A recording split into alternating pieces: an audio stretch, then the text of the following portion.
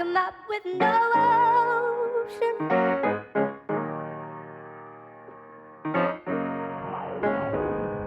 Bonjour et bienvenue, je suis Inès et vous écoutez Chamoisine. L'invité de cet épisode est Yannick Dian, optométriste passionné diplômé en France et qui exerce aujourd'hui en Angleterre. Il nous raconte tout son parcours et sa pratique actuelle dans cet épisode. Alors sans plus attendre, je vous laisse tout de suite découvrir ma discussion avec Yannick.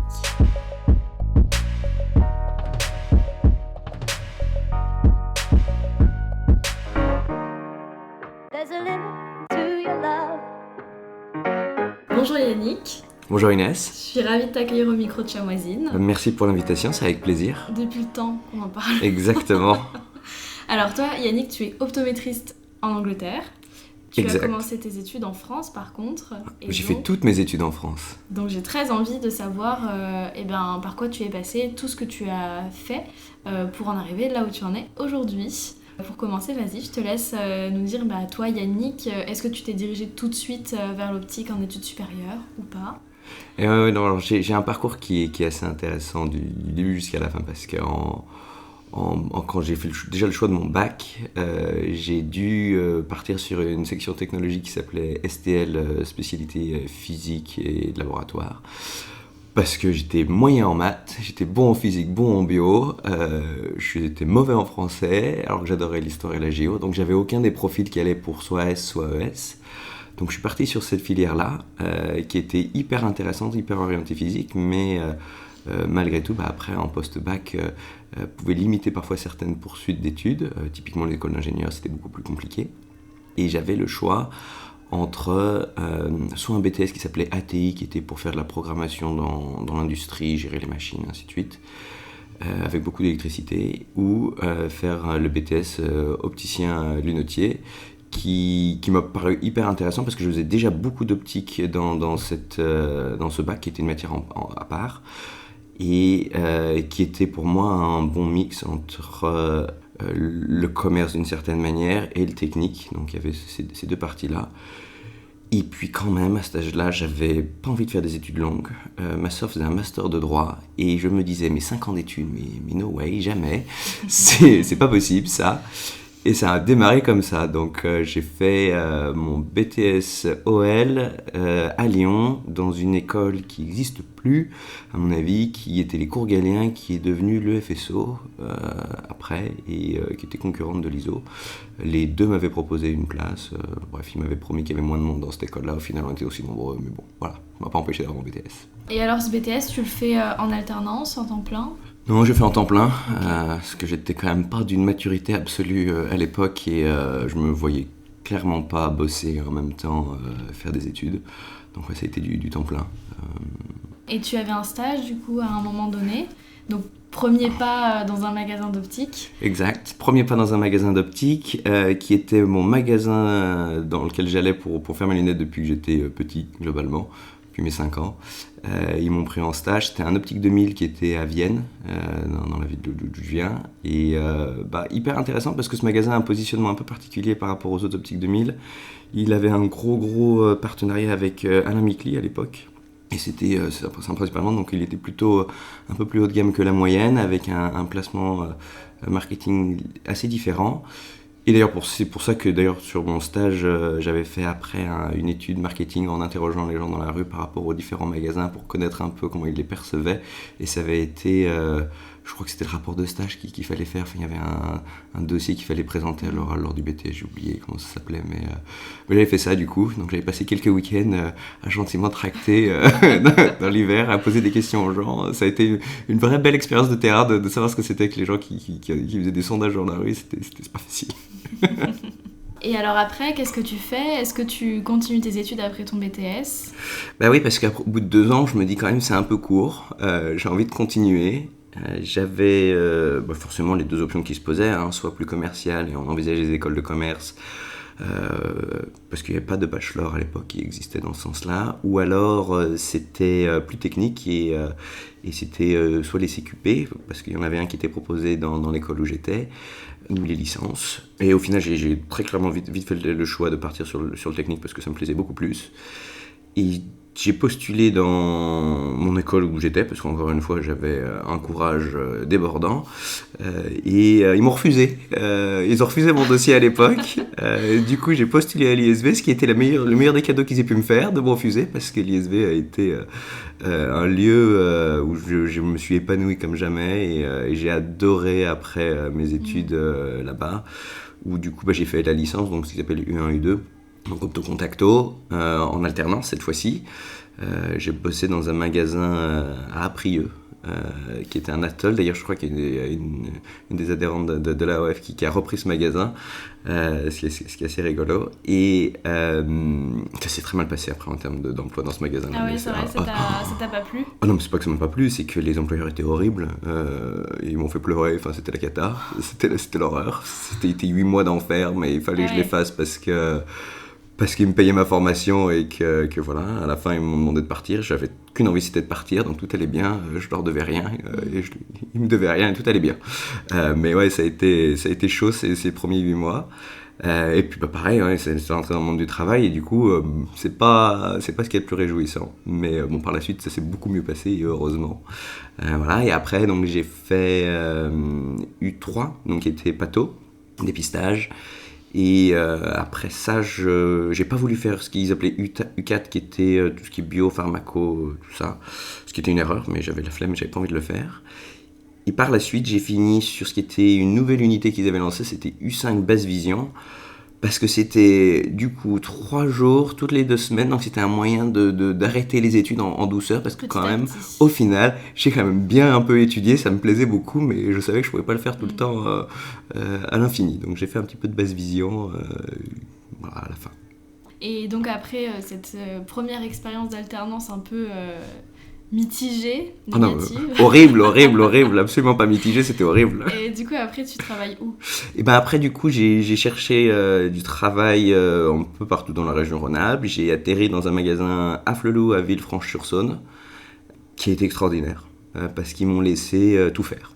C'était carte blanche dès le début, c'était que ce soit de la vente, de l'examen de vue, de l'adaptation de lentilles de contact, j'ai pu tout faire. C'était super sympa, et puis bon, on a la chance dans la région Rhône-Alpes d'avoir quand même des facilités de relation, entre autres sur la contactologie, où on avait pas mal d'ordonnances, c'était bon pour adaptation et on se débrouillait du début jusqu'à la fin, et c'est là que j'ai pu commencer vraiment à pratiquer, me faire la main, et pareil, faire des adaptations de prescription, apprendre de mes erreurs entre la réfraction et la prescription, c'était le début de là-dessus, mais une super ambiance, j'ai beaucoup appris avec eux, des gens très sympas. Tu y restes combien de temps du coup dans ce magasin-là? Eh ben j'y suis resté 4 ans au final, je crois, donc un petit peu de temps. Et puis au milieu de tout ça, j'ai finissé mes études à l'ISV, puis je m'étais aussi inscrit au diplôme européen, qui à l'époque se passait en candidat libre.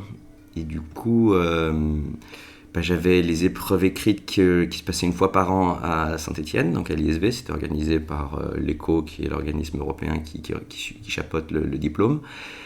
Et après, les épreuves pratiques se passaient soit en Allemagne, soit aux Pays-Bas. Mais il fallait déjà réussir les écrits pour pouvoir faire la pratique, parce que voilà, surtout sur la partie patho de mémoire. Tu n'avais pas passé à l'ISV du coup? J'avais fait la patho, mais j'avais pas fait la biopharmaco. Donc, ça c'est demandé pour le diplôme européen. Bien sûr, ce qui m'a obligé à faire mes propres recherches, à récupérer des cours qui étaient donnés à l'ISV et que des copains avaient eu. Mais je crois que j'ai passé plusieurs soirées, et puis je pense que de mémoire j'avais posé une semaine de vacances entières, où je me suis posé devant mon ordi, mes bouquins, des recherches Wikipédia pour comprendre les concepts qui étaient enseignés en cours, parce qu'ils n'étaient pas expliqués forcément toujours dans le PDF plus que ce qu'il y avait. Et donc ouais, j'ai bien ramé, mais ça l'a fait. Ça c'est passé de justesse à chaque fois, parce que je suis un spécialiste de passer des diplômes de justesse, mais c'est pas grave, ça passe quand même. Très bien. Et donc une fois que tu as les écrits, tu vas passer les épreuves pratiques. Voilà. Où ça, du coup, cette année-là? Alors, ça a toujours été dans la même ville. C'était Cologne. Donc, j'ai fait 4 fois, 5 fois Cologne, parce que j'en ratais une partie, j'en avais une partie. Enfin, c'était compliqué, parce qu'objectivement, le niveau diplôme européen était quand même assez costaud en termes de ce qui était demandé. C'était au niveau de ce qui... C'était basé sur le format du diplôme anglais. Donc il y avait des sessions, des petites unités où ils découpaient chaque partie et il fallait faire ça dans un temps imparti. Par exemple, je sais pas, les motilités, le masquage, l'évaluation des lentilles de contact, la lampe à fange, la topographie. Et tout ça, c'était toutes des petites sections qui duraient entre 5 et 10 minutes. Et il y avait de l'atelier, ce qui était ma hantise. N'étant pas très très manuel. Mais bon, à la fin, au bout de plusieurs tentatives, j'ai fini par y arriver. Et je crois, donc le diplôme, on avait 5 ans au total, je crois, pour passer toutes les épreuves, parce qu'après, on repartait de zéro. Je crois que je l'ai validé à la 5e année. Justesse. De justesse, comme d'habitude. On change pas une bonne équipe. Et alors, pourquoi est-ce que tu as voulu passer le diplôme européen ? C'était quoi l'enjeu pour toi ? Je pense qu'il y avait deux choses. C'était un petit challenge perso, parce qu'il n'y avait pas grand monde qui le faisait. Enfin, c'était un petit peu le Graal à avoir la reconnaissance, comme quoi on avait un certain niveau de connaissance, de compétences. C'était aussi pour moi la sécurité de me dire que je pouvais éventuellement bouger si je voulais par la suite, ce que j'ai fait, mais c'était... Au départ, c'était la Suisse, très honnêtement, parce que c'était le pays qui était à côté. Enfin, étant dans la région Rhône-Alpes, c'est sur la frontière, c'est facile. Il y a une pratique qui était un petit peu plus facile qu'en France, ici, la problématique se posait. Donc, c'était un peu ce projet de jouer la sécurité. Puis, je pense qu'il y avait franchement le goût du challenge, parce qu'il y avait beaucoup de gens qui le tentaient, mais peu qui y arrivaient. C'était un petit peu élitiste quand même, cette histoire-là. Tu fais partie de l'élite. Ouais, j'ai dépensé du temps et de l'argent pour arriver à ça. Parce que typiquement, ils demandaient, pour la partie pato qui se passait à Utrecht, aux Pays-Bas, d'utiliser le biomicroscope binoculaire pour le fond de l'œil. Et, personne ne l'avait, à l'école, personne n'en avait. Du coup, j'ai dû acheter le mien. Ah oui. J'avais dû craquer un gros billet à l'époque pour faire ça. On avait été plusieurs à le faire, mais d'ailleurs, je l'ai toujours. Mais ça m'a permis d'y arriver. Donc ouais, ça a été beaucoup de temps. Je faisais des stages aussi sur mes jours de congé à l'époque parce que je me rendais compte que de manière la patho, j'allais pas la prendre en magasin. J'avais beau m'être acheté une lentille de vol qui à l'époque m'essayait sans dire à mes patients ce que je faisais, enfin mes clients pour ça, ou alors en leur disant je veux juste regarder mais je vous dirai pas parce que j'ai pas l'expertise. J'étais assez transparent là-dessus. Et voilà, donc ces stages-là, j'en ai eu 2, très différents. Un dans un cabinet classique, j'ai envie de dire, où j'ai rencontré du coup une opto, qui est devenue une amie, et qui avait exercé à Londres, qui était revenue en France et qui est repartie du coup au Royaume-Uni après. Et du coup, elle m'a un petit peu teasé, elle m'a un peu tenté avec le Royaume-Uni en me disant « mais si, tu devrais y aller » et compagnie. J'avais peur de la barrière de la langue, j'étais nul en anglais à l'époque, enfin très moyen. Et donc j'avais ce stage-là et j'avais un autre stage que j'avais décroché dans un centre qui à l'époque était spécialisé sur tout ce qui était rétine. C'était le centre Rabelais à Lyon qui était une référence à l'époque sur tout ça, et c'était parce que c'était l'époque où la DMLA, on commençait vraiment à la traiter avec les injections, les différents traitements, et alors il y avait deux ophtalmos très différents qui étaient à la pointe de tout, qui adoraient la recherche, qui testaient tout, voilà. On pouvait parfois se poser la question si les patients étaient un peu ce que disent les Anglais, des guinea pigs, des cobayes, mais en tout cas, ils avaient des super résultats et ils avaient des dernières machines. Et je me suis retrouvé dans cet environnement-là, qui était particulier parce qu'au départ, je pense qu'ils s'attendaient à ce que je bosse avec les orthos qui étaient là à faire les prémesures, les machins, ce qui ne m'intéressait absolument pas. Enfin, moi, très clairement, la prise d'acuité visuelle, je sais faire, ça va aller. Mais tu voulais chercher autre chose. Prendre un ECT, ouais, c'est bon, j'ai appris à apprendre à utiliser la machine, 5 minutes, ça va bien, mais moi, ce qui m'intéressait, c'était de suivre les consultes. Et j'y suis arrivé, globalement, je me suis glissé dans les consultes, puis je suis pas reparti. J'avais une bonne relation avec une des ophtas qui était un peu plus moderne dans son approche et qui me laissait regarder la lampe à fente, qui me posait des questions, la lentille de vol et compagnie. Je pense que j'étais presque traité comme un interne et son petit projet. Et j'ai appris énormément avec elle. Par contre, elle me foutait la trouille. C'était une horreur, cette ophta. Elle me posait des questions devant tout le monde. Enfin, Ouais. Oh là là, c'était des grands moments d'angoisse. Mais bon, j'ai compris que c'était pas pour me piéger, mais c'était pour me faire apprendre. Mais au début, j'ai bien sué quand j'ai eu ça. Et donc j'avais eu ces 2 stages le même jour, parce que j'avais fait plein de recherches et je ne retrouvais pas des stages. C'était l'enfer. On me fermait la porte comme ça devant moi, on me la claquait en me disant que j'avais rien à faire, que j'étais un opto, que j'avais pas ma place. Enfin, c'était à l'époque, c'était vraiment raidos. Donc j'ai passé, je pense, 3 mois et demi à chercher sur mes jours de congé. Alors, en plus, je demandais rien, je demandais juste à être présent, juste à regarder. Au début, je demandais même pas à faire autre chose que de l'observation, sans être payé, sans quoi que ce soit, mais même ça, c'était chaud à l'époque. C'est bien parce que tu étais très proactif, tu as voulu passer diplôme européen, mais tu as voulu aussi quand même voir de la patho, voir les consultes, la façon dont l'ophtalmo procédait, etc. Et donc après, une fois que tu es diplômé justement du diplôme européen, qu'est-ce que tu fais ? Et ben là, c'est pareil, grande question, c'est bien, je me suis bien pris la tête pour passer ce diplôme, maintenant c'est qu'est-ce que j'en fais ? Parce qu'il était hors de question quand même que j'ai étudié tout ça pour ne rien en faire. J'avais 2-3 autres personnes qui avaient eu le diplôme européen avant et qui, je trouvais à mes yeux, n'en avaient pas exploité le plein potentiel.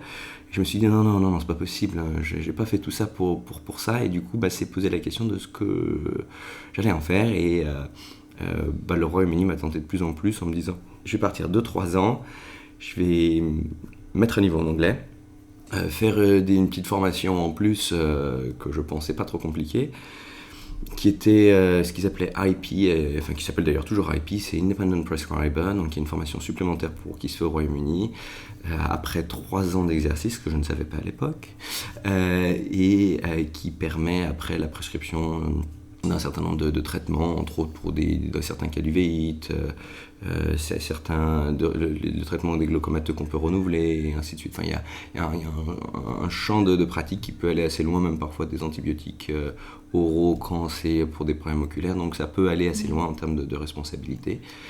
Et juste pour mettre dans le contexte, le fait que tu aies eu le diplôme européen te donnait l'équivalence du diplôme d'optométriste en Angleterre. Et ça, c'est ce que je pensais. Okay. Mais non. Et c'est pour ça que tu as dû passer cette formation en plus. Même pas, ça c'est encore après. Ça c'était un petit vœu, c'était un petit challenge à l'époque. Je me suis dit ça y est, je peux encore étudier. Non, en fait, les Anglais, quand ils étaient dans l'Union européenne, comme tout pays de l'Union européenne, avaient l'obligation pour toutes les professions réglementées, donc que ce soit nous, les architectes, je ne suis pas un dentiste, un médecin, peu importe, toutes les professions réglementées, de mettre des passerelles, donc un processus pour reconnaître les professions ou les professionnels d'un autre pays, ou qui ont été formés dans un autre pays. Donc j'ai demandé le dossier, j'ai rempli le dossier tant bien que mal. Je sais plus, il faisait quelque chose comme 200 pages où il fallait lister toutes les compétences, dire combien de patients on avait vus, s'ils avaient été supervisés ou pas, si on avait des preuves, et ainsi de suite. Bon, donc à l'époque, après avoir bossé pendant 4 ans en magasin, j'avais eu l'opportunité de bosser dans un cabinet d'ophta, cette fois-ci à temps plein. Donc ça c'était à Rouen, avec un ophta aussi qui était super, et ça m'a vraiment permis de me mettre à un niveau encore un peu plus en patho, d'étendre un peu le champ et pas faire que de la rétine. Et du coup, j'ai pu remplir ce dossier sans trop de difficultés. Parfois, en enjolivant un peu les choses, mais bon, voilà.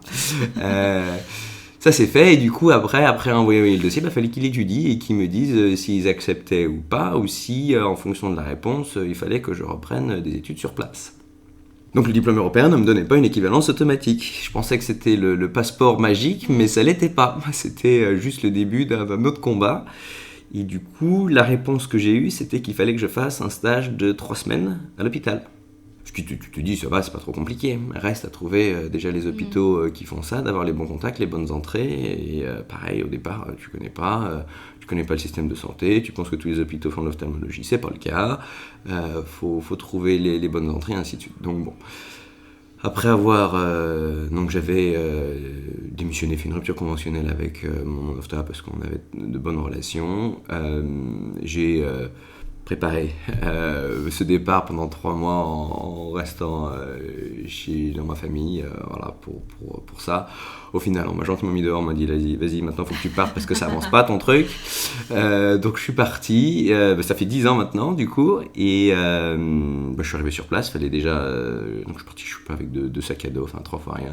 J'avais un point de chute chez une connaissance justement de l'autre opto que je connaissais, qui lui aussi était opto.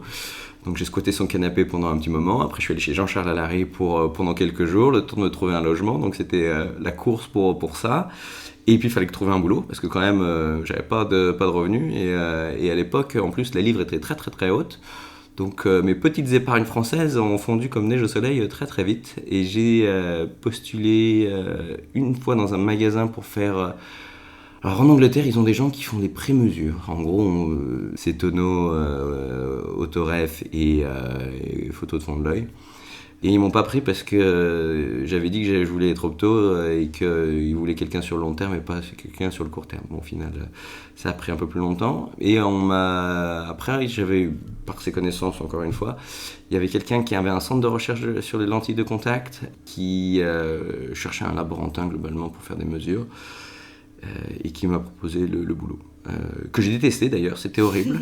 Là pareil, je me suis fait virer à la fin. Et tu y es resté combien de temps ? Je suis resté 8 mois là. Okay. Bon, mais au moins ça t'a permis d'avoir un travail et peut-être de rencontrer du monde et d'avoir un peu plus un pied dans le monde des optos en Angleterre, quoi. Ouais, un peu, et encore pas tant que ça, j'ai envie de te dire, parce que déjà j'ai bien ramé pour mettre un niveau en anglais, c'était un peu chaud.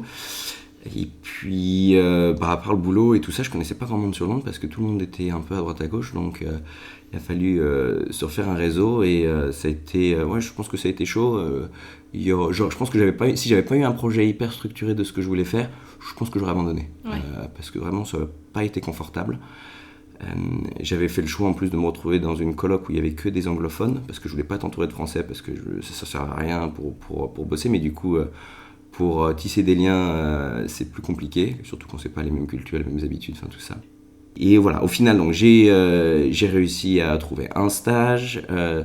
Au bout de 15 jours, j'avais rempli tout ce qu'il fallait faire. Je contacte le GOC en leur demandant si ça va bien, on me dit que oui. Et puis au final, on me dit que non, il faut que je refasse la 3e semaine. Et puis il n'y avait plus de place pour moi pour faire la 3e semaine, donc ça a dû attendre. Donc ça a pris du temps, tout ça, au final. Coup de chance. Le moment où ils m'ont demandé de partir dans ce boulot-là, j'avais un mois de préavis. J'ai reçu dans ce mois-là la réponse du GOC comme quoi c'était tout bon. Donc j'étais enfin un optométriste ayant le droit de pratiquer au Royaume-Uni. Mes connaissances m'ont dit de postuler sur le site web de la plus grosse enseigne qui est au Royaume-Uni qui s'appelle Specsavers.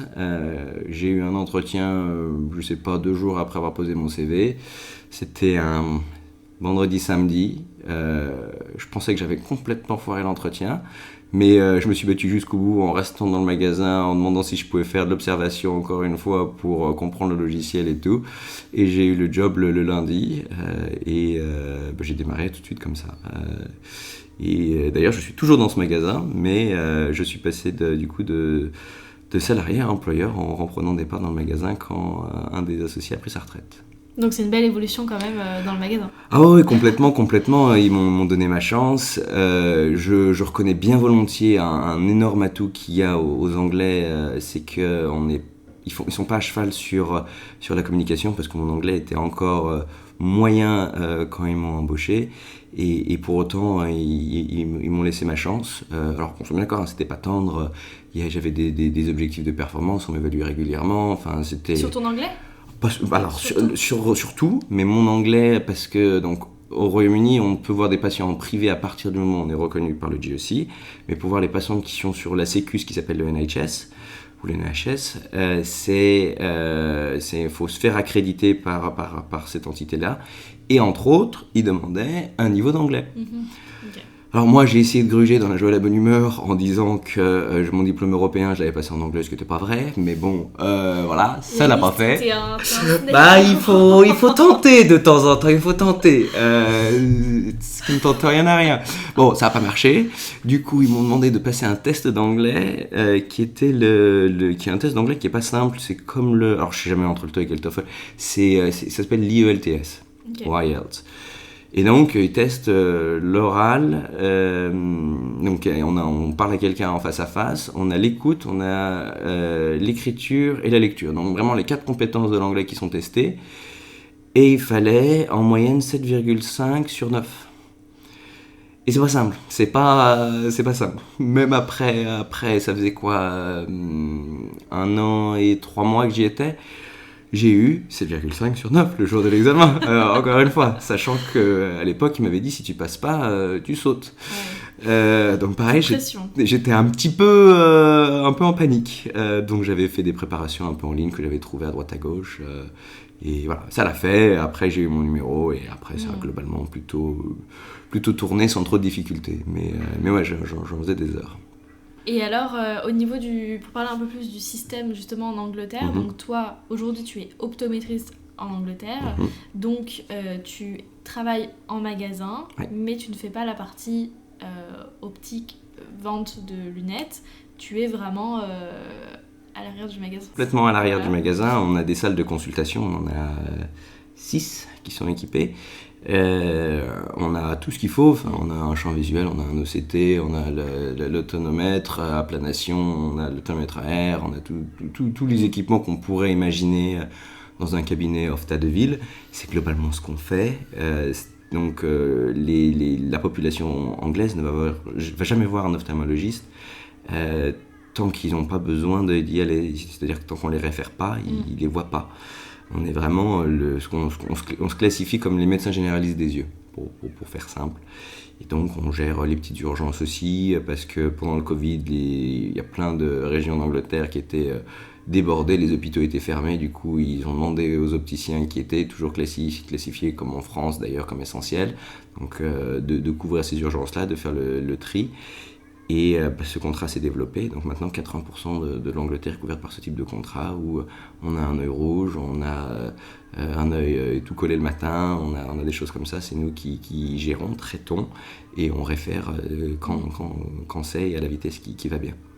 Donc on a un vrai rôle de tri et de vraies responsabilités. C'est d'ailleurs pour ça que le GOC, donc, qui est en gros un ordre, a vocation du coup en fait, à protéger la population et pas protéger les optos.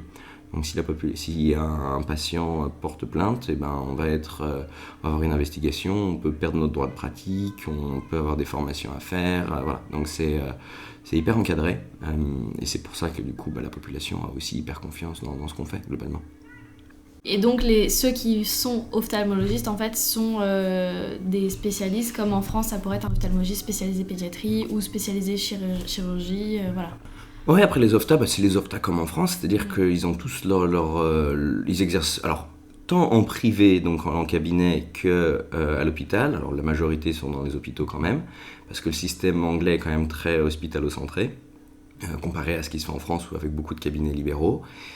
Ils ont tous leur sous-spécialité. Il y en a qui vont être glaucome, d'autres qui vont être cornée, et ainsi de suite. C'est comme en France, c'est pareil. Et du coup, pareil, nous quand on réfère, il faut qu'on choisisse la bonne clinique d'une certaine manière en fonction de nos besoins. Et donc pour les Anglais, quand eux ils veulent devenir optométristes, qu'est-ce qu'ils font comme études ? Est-ce que c'est un tronc commun avec les ophtalmologistes ou est-ce que ce sont deux branches différentes ? Alors c'est deux branches complètement différentes parce que ophtalmologiste comme en France c'est médecine. Donc c'est je crois 5 ans ou 6 ans de médecine où ils deviennent tous médecins généralistes et après ils peuvent se spécialiser s'ils le souhaitent. Donc il y a cette petite différence-là où en France la médecine générale est une spécialité. Alors que eux non, c'est pas le cas. Et du coup, pour être optométriste au Royaume-Uni, c'est directement après leur bac, donc leur A-Level, qui est d'ailleurs assez élitiste parce qu'il faut avoir que des A quasiment, donc que des 17-18, donc c'est un peu l'élite qui va faire ce type d'études-là. Ça se fait pour le moment en 3 ans à l'université, soit dans une fac de sciences ou dans une fac de médecine, il y a les deux. C'est pas un gros sujet pour eux. Et après, il y a quasiment 1 an de pratique supervisée. Alors après, ça peut prendre plus ou moins de temps en fonction d'à quel point on a de l'expérience, où on est bon ou pas. Je crois qu'on a 2 ans et demi pour faire cette période de supervisée, qui est donc organisée par le Collège des optométristes, qui est en gros une sorte de conseil scientifique et qui supervise toute cette partie-là. Et donc, durant cette année, ils vont avoir 5-6 visites où ils vont être évalués au fur et à mesure sur les patients qu'ils ont vus, les cas qu'ils vont présenter. On va leur poser des questions, on va les observer en train de faire un test sur du grand public, on va changer un moment de personnes qui évaluent pour pas qu'il y ait de biais avec du coup un patient qui est connu de l'examinateur, comme ça on s'assure que c'est pas quelqu'un qui vient du magasin et qui a déjà tout un dossier, donc on part vraiment à l'aveugle au départ. Et à la fin, ça finit du coup par cet examen sur le format du diplôme européen qui est découpé en, je sais plus, 12 ou 14 stations. Et il faut avoir un certain nombre de points au global et aussi un certain nombre de stations validées. Donc il il y a ça. Et à la fin de ça, on est enfin optométriste avec ce système-là. Alors ça va changer un petit peu parce qu'ils vont intégrer ça sous forme d'un master. Donc avant, c'était l'université puis le stage. Maintenant, le stage va être intégré dans la formation à l'université et ça va devenir un master à l'image de ce qui se fait pour les infirmiers au Royaume-Uni. Mais donc en 5 ans ? Et ben, c'est un master en 4 ans. Les Anglais font des trucs un peu bizarres parfois, mais c'est ça, voilà. D'accord, et donc cette 4e année ne serait plus une année que de pratique supervisée, mais ce serait aussi des cours. Okay. Je pense qu'il y aura de la pratique supervisée, mais tout au long de cette année-là, ils auront aussi des choses à rendre, des rapports, des dossiers. Ça fait plus de pratique au final. Je pense surtout que ça permet c'est un peu le même système que ce qu'on fait en France avec le fait que tout passe par les universités. Alors, j'arrive jamais à dire le nom, c'est l'universitarisation, j'y suis arrivé. Et donc, on fait en sorte que les universités aient plus de liberté sur leur programme, sachant qu'ils ont quand même toutes les cases à cocher, comme c'est pour toutes les professions en France, quand le ministère décide qu'on doit faire ça. Et donc, c'est pour donner un peu plus de flexibilité au système et un peu plus de créativité. Et puis je pense que l'objectif derrière, c'est d'aider un petit peu tout ce qui est recherche et publication. Et alors, en termes de pratique, toi aujourd'hui tu es dans un magasin d'optique. Est-ce que tu pourrais travailler dans plusieurs magasins en même temps ? Est-ce que tu pourrais travailler ailleurs ? C'est quoi un peu les possibilités ? Alors, il y a plein de possibilités. Il y a déjà l'hôpital, qui est aussi un lieu où on peut exercer. Et ça peut être dans différents domaines. On peut se spécialiser dans la basse vision, on peut se spécialiser dans tout ce qui est lentilles de spécialité. On peut être aux urgences et faire du tri dans ce cadre-là.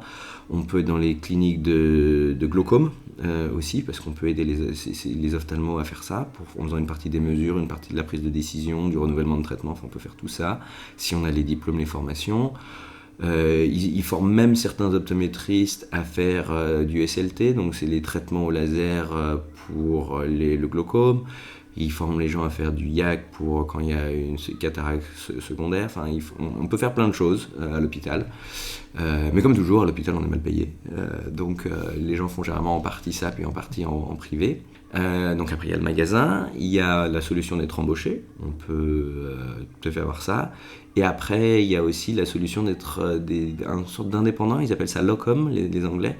Où en gros, on se met à disposition des magasins qui cherchent quelqu'un pour un jour ou 2 ou une semaine, et on est payé à la journée pour ce job-là, et généralement, du coup, on se déplace de point de vente en point de vente à chaque fois. Et il faut avoir un peu de souplesse, un peu de flexibilité. Il n'y a pas de garantie sur le travail, parce que si, par exemple, la veille, ils se rendent compte, ou 24 heures avant que leur clinique n'est pas remplie, ils vont annuler la journée, tout simplement, et on perd la journée de boulot, et on a 24 heures pour en trouver une autre. Donc c'est hyper souple, mais il y a aussi une rémunération un peu plus élevée à la journée, donc ça compense.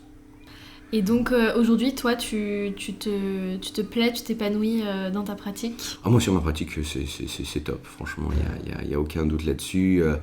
Je me souviens de quelqu'un d'Acuité une fois qui m'avait appelé pour me demander si c'était au niveau de ce que j'attendais. Très clairement, oui. Et en plus, l'enseigne pour laquelle je travaille, qui était au départ très connue pour une notion de rapport qualité-prix très bien, c'était un petit peu l'Optical Center de l'Angleterre, hein, donc un peu décrié par les autres, comme quoi ils n'étaient pas bons cliniquement et ainsi de suite. Et ils ont fait un gros virage pour s'orienter là-dessus et nous forcer à prendre des formations complémentaires. Et du coup, on a de plus en plus de contrats avec le NHS pour faire tout ce qui est clinique. On nous finance des formations et donc c'est assez cool. Donc là, je suis enfin en train de faire cette formation d'IP et que je devrais finir, à mon avis, l'année prochaine. Voilà.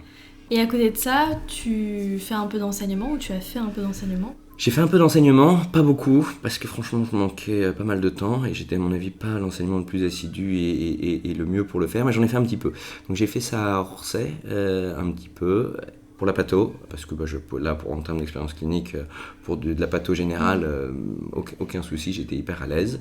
Donc j'ai fait ça pendant, je sais plus, 3-4 ans, mais j'avais 3 jours par an la première année, et puis après ça a été 2, puis après ça a été 1, enfin ça a réduit progressivement. Voilà. Mais est-ce que cette expérience-là te plaît ? Est-ce que ça t'a pas donné envie d'en faire plus, même si c'était une question d'avoir assez de temps, mais est-ce que ça t'a pas, est-ce que ça t'a pas donné envie d'en faire plus ? Si, moi j'adore l'enseignement, c'est pour ça que typiquement j'ai décidé d'acheter des étudiants anglais qu'on en prend en formation, parce que j'adore partager connaissances et compétences. Et c'est intéressant parce que notre formation française fait qu'on est relativement bon en tout ce qui est opto, contacto, et on est bien meilleur que les Anglais pour ça là-dessus, parce que tout ce qui est vision binoculaire, ils aiment pas, ils pataugent, on a joué la bonne humeur au début. Contacto, à part de la souple, ils connaissent pas beaucoup le reste. Ils sont formés pour, mais ils pratiquent pas, donc ils sont pas très à l'aise. Alors que du coup, en ayant fait un peu en France, que ce soit en magasin ou en cabinet, j'ai un petit peu plus. Alors après, on se met d'accord, je suis pas du tout au niveau des optos qui en France, que je connais, de très bons copains qui font tout ce qui est lentilles de spécialité matin, midi et soir. Je suis pas du tout à ce niveau-là, je sais plus faire, parce que je suis plus du tout venant maintenant. Mais malgré tout, par rapport à ça, ouais. Donc ouais, non, l'enseignement, j'adore, je trouve ça très sympa. Et est-ce que tu as enseigné en Angleterre ?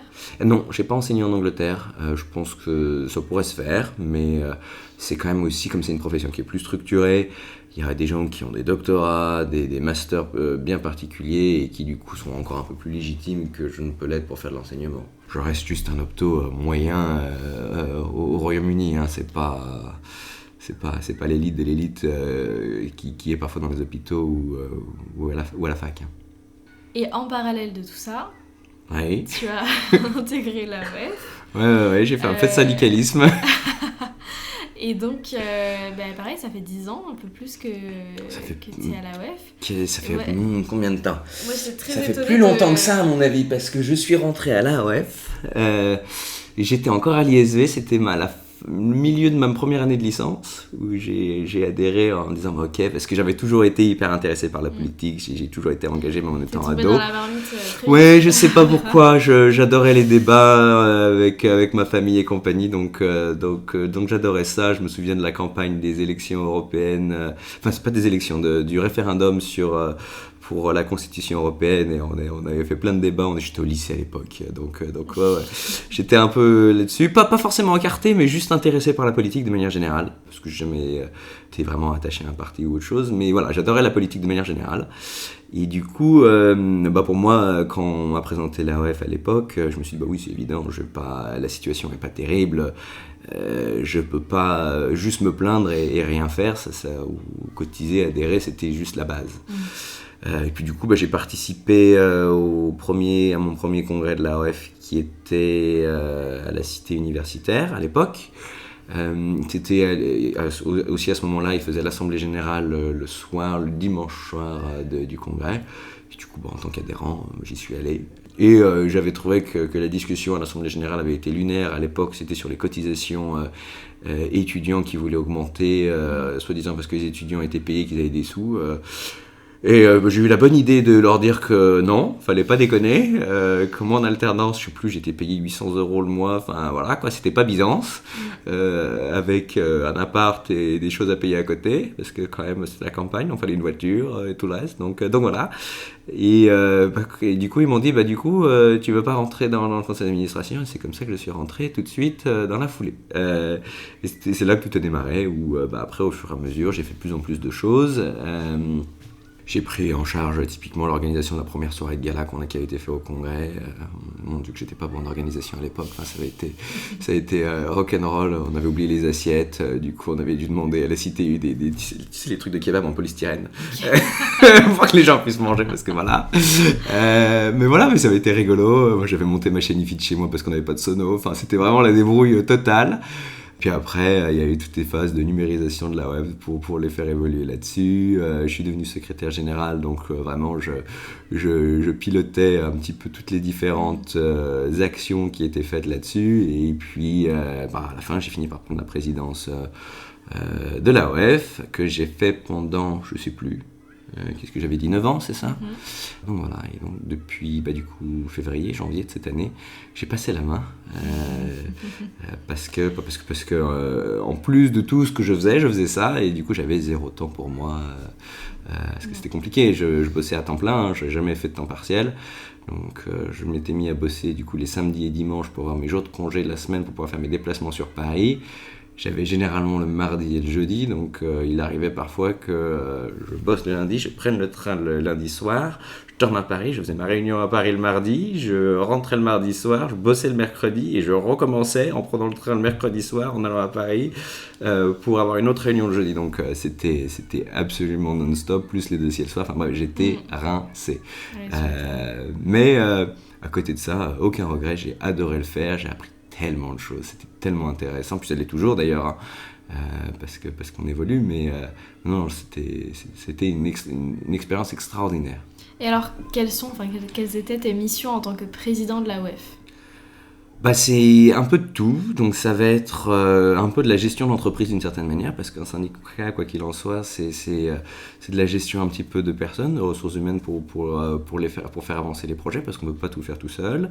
Ça va être fixer les grandes orientations de ce qu'on fait, où est-ce qu'on investit, où est-ce qu'on n'investit pas, que ce soit sur des événements, que ce soit sur du recrutement, que ce soit... s'équiper en termes de logiciels parce qu'on rend compte qu'on commence à être limité. Ça va être les orientations politiques évidemment, donc les stratégies qu'on va adopter, beaucoup de veille parce que la politique c'est beaucoup de veille, c'est retrouver les bonnes informations au bon moment. Donc il y aura beaucoup de contacts, donc c'est beaucoup de coups de téléphone, du relationnel. Parfois on a l'impression qu'on discute pour rien, mais il y a toujours des petites pépites qui ressortent de temps en temps en disant « Zut, j'avais complètement raté cette info, maintenant il faut ramer pour se remettre à niveau ». Parce que oui, l'AOF n'a pas les moyens des gros syndicats qui ont 5-6 000 adhérents, voire plus, qui ont des budgets qui parfois sont en millions. C'est pas le cas de l'AOF et du coup, on n'a pas forcément les moyens de se payer une société de conseil qui va faire de la veille, qui va nous ressortir tous les textes au bon moment, les questions des parlementaires et ainsi de suite. Donc c'est beaucoup de débrouille, trouver les bons sites qui publient les informations, parce que tout se trouve sur Internet, hein, mais il faut avoir les bonnes sources, les bons endroits. Il y a des réseaux sociaux qui sont extraordinaires pour ça. Donc Twitter a été mon meilleur ami pendant très longtemps parce que tous les politiques sont là et du coup les infos tombent avant tout le monde là-dessus. Donc il faut juste après sélectionner les bonnes personnes pour avoir les bonnes infos au bon moment. Donc ça a été ça, beaucoup de réunions, monter des dossiers, à apprendre à faire de la politique parce que personne n'avait appris, hein, globalement, à part voir ce qui se faisait avant. Bref, j'avais pas de formation là-dessus. Et puis parfois, c'est des bonnes rencontres, des gens avec qui on accroche bien, qui ont envie de nous aider, qui nous donnent des tuyaux, qui nous expliquent. Ça peut être un énarque avec lequel on accroche super bien. Et voilà. Donc, c'était une expérience hyper riche qui va donc vraiment de l'événementiel avec l'organisation du congrès, à de la politique, à du marketing, parce qu'il y a toute une partie... qui va avec ça, la communication, l'utilisation des différents espaces, apprendre à avoir des effets de levier auprès des politiques, parce qu'en soi, on ne présente pas grand-chose pour un politique. Déjà, la filière visuelle, c'est pas forcément sa priorité. Et nous, un petit syndicat qui n'est même pas classé représentatif parce qu'on nous a gentiment évincés, faut qu'on trouve des moyens pour être écouté et être audible. Et on a réussi à le faire, parce qu'on a réussi à être reçu partout. Pas forcément à la fréquence par exemple du SNOF avec les ophtalmologistes, mais pour autant, on a réussi à les faire batailler sérieusement. Parce qu'avec plusieurs occasions, on a été assez proche d'arriver à nos fins. Bon, ça ne s'est pas fait complètement, mais on a fait quelques avancées malgré tout. Et justement, sur ces 10 ans que tu as passé à l'AOF jusque-là, quelles sont les avancées concrètement qui ont été menées ? Qu'est-ce qui a été acquis pendant ces 10 années ? Alors pour moi, je vois deux choses. La première, c'est que globalement, maintenant, un optométriste est plus mal vu. Avant, quand on se disait optométriste, il y avait un rejet d'une partie des opticiens qui disaient « Oh, ça va, ils se prennent pour des médecins, ça en est pas, on peut pas les encadrer, ils nous sortent par les trous de nez. Redescendez sur terre, vous êtes que des opticiens. » Et de l'autre côté, on avait les ophtas qui nous disaient « Mais vous êtes quoi ?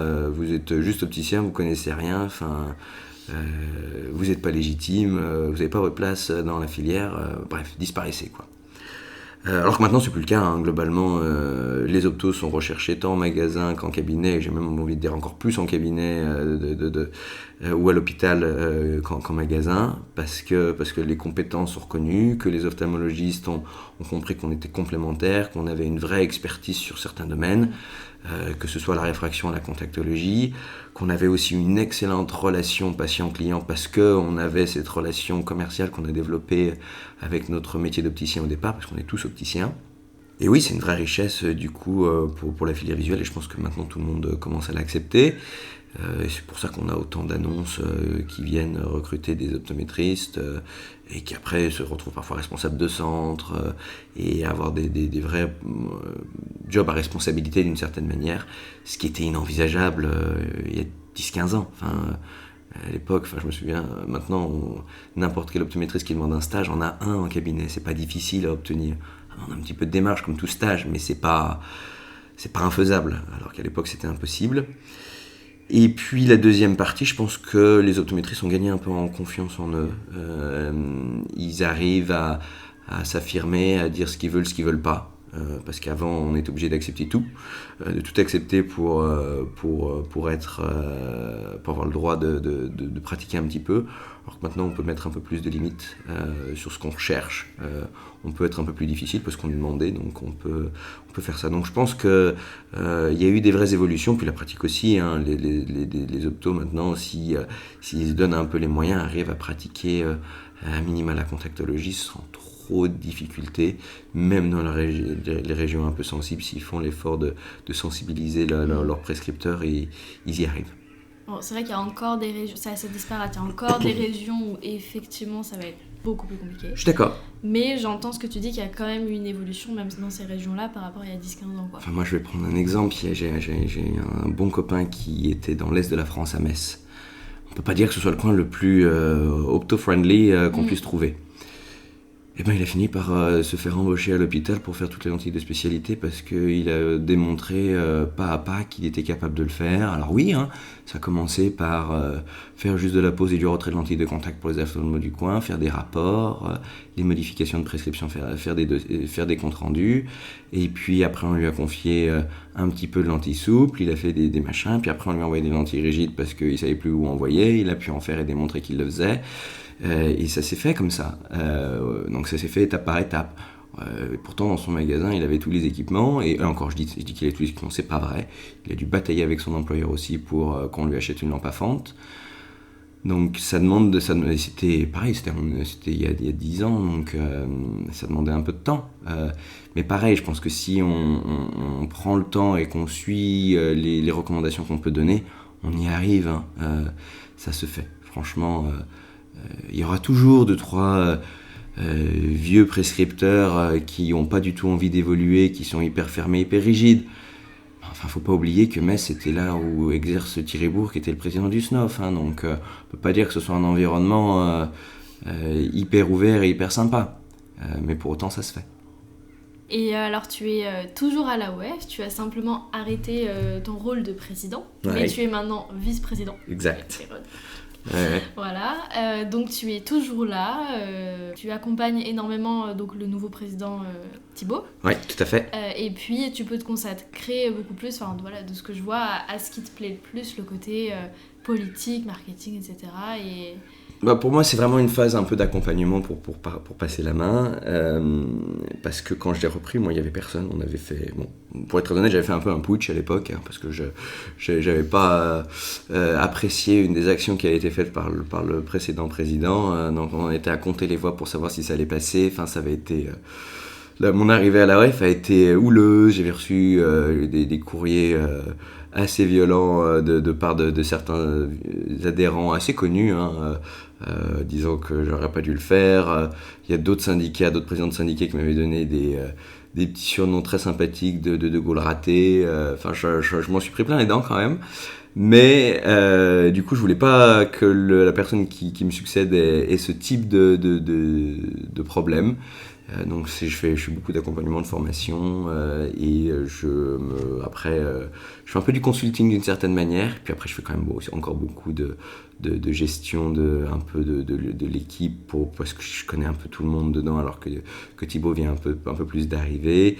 Je m'occupe de tout ce qui est un peu marketing parce que je trouve ça rigolo. C'est beaucoup de données en soi, et puis comme j'avais mis en place notre plateforme là-dessus, ça demande un peu d'expertise, et du coup Thibaut a tout le temps du coup de se consacrer plus sur la politique, et ça redonnait un peu plus d'énergie parce que les faits sont ce qu'ils sont, hein. On n'a quand même que 24 heures dans une journée, et on a beau être motivé, il y a un moment où on n'a pas le temps de tout faire, et encore moins de tout faire bien.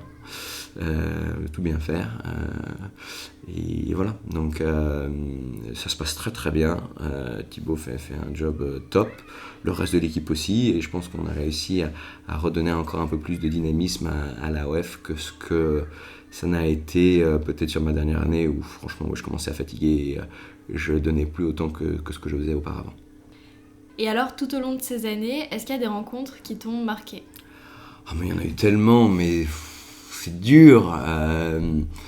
Oui, il y en a eu, que ce soit dans mes études ou dans ma pratique pro. Les ophtalmos avec lesquels j'ai bossé m'ont beaucoup aidé. Alors, l'ophtalmo qui était au centre Rabelais qui me questionnait toutes les 2 secondes, c'était le docteur Caranta, qui a toujours un centre à Lyon.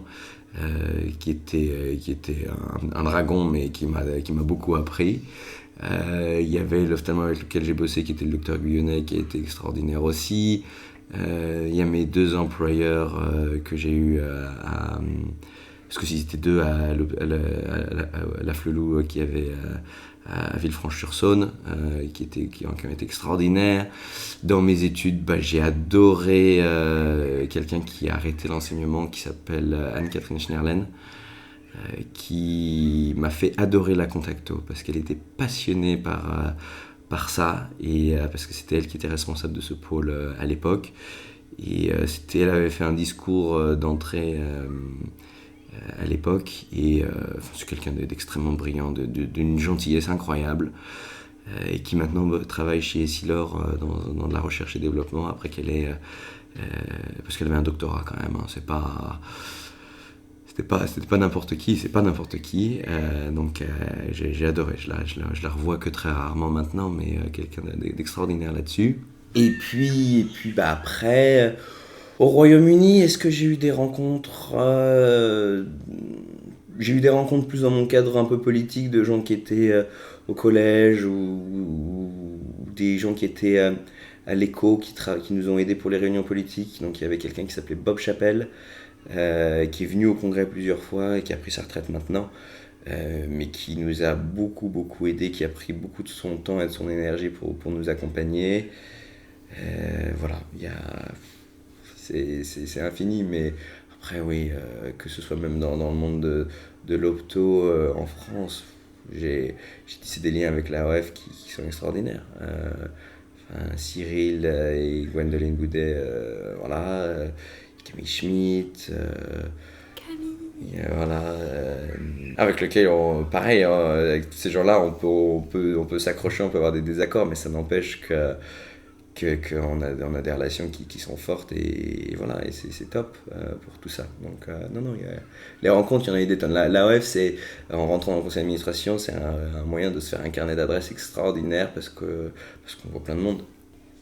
Après, ce qui est clair, c'est que j'avais fait le choix de m'investir à 100% sur le boulot, Je te demande pas si t'as trouvé un équilibre vie perso, vie pro au cours des 10 dernières années. Non, très clairement non, ça n'a pas été le cas, on va pas se mentir. Mais ça a été... après, tu sais pourquoi tu l'as fait après. Je sais pourquoi je l'ai fait, je sais quelles étaient les contraintes. Il y a certains moments, il y en a qui diraient que j'ai fait des choix absolument tordus, donc à un moment je m'étais mis...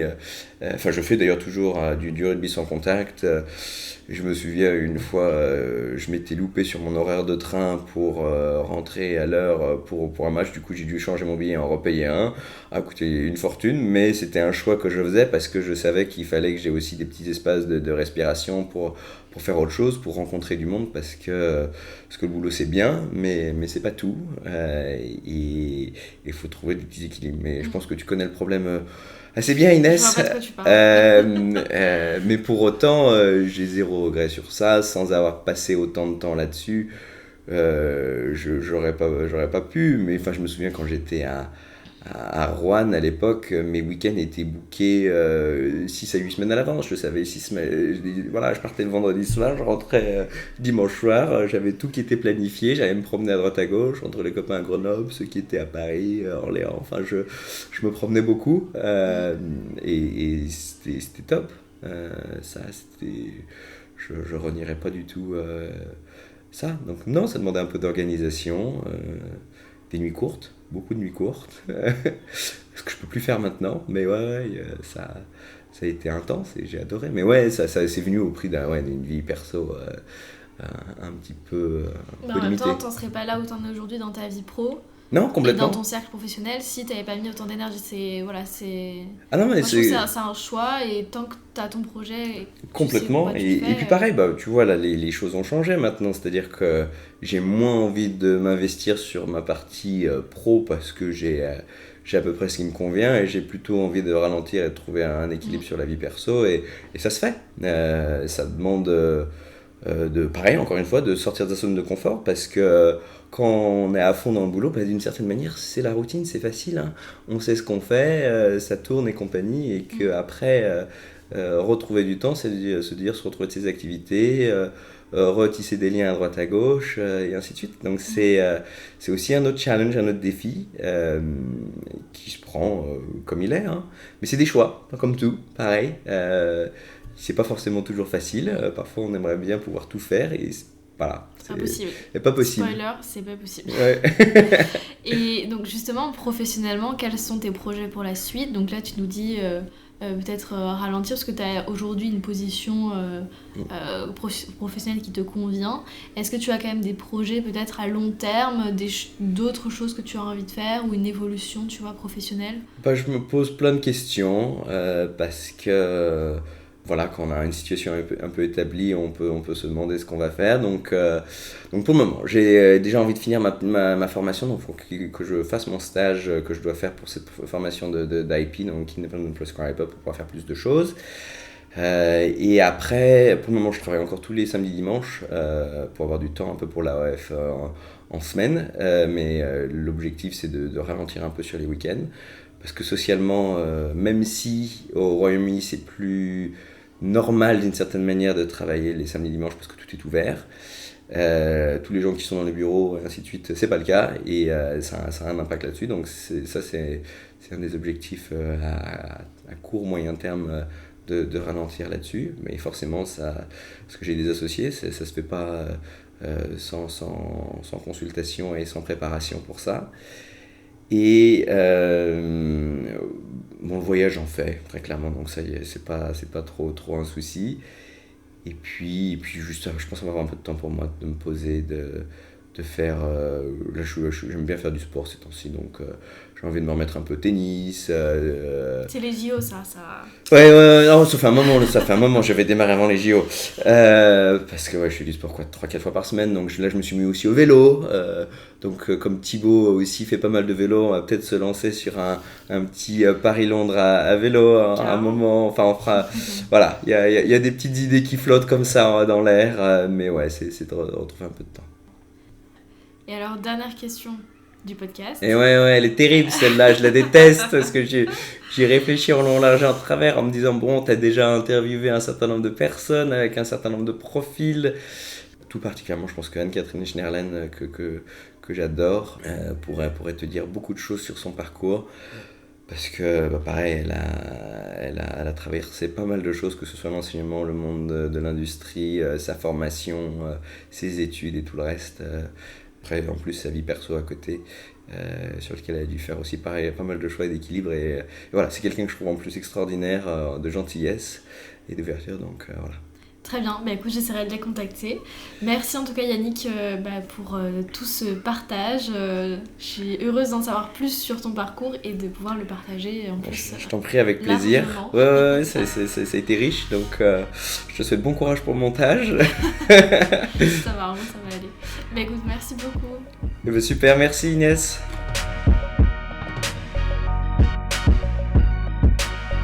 Vous venez de découvrir ma discussion avec Yannick.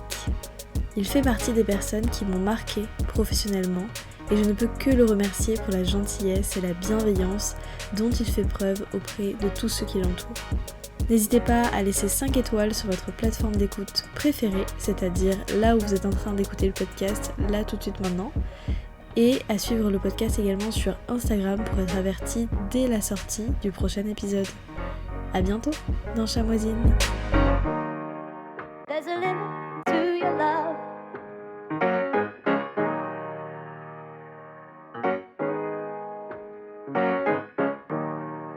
Like a map with no ocean.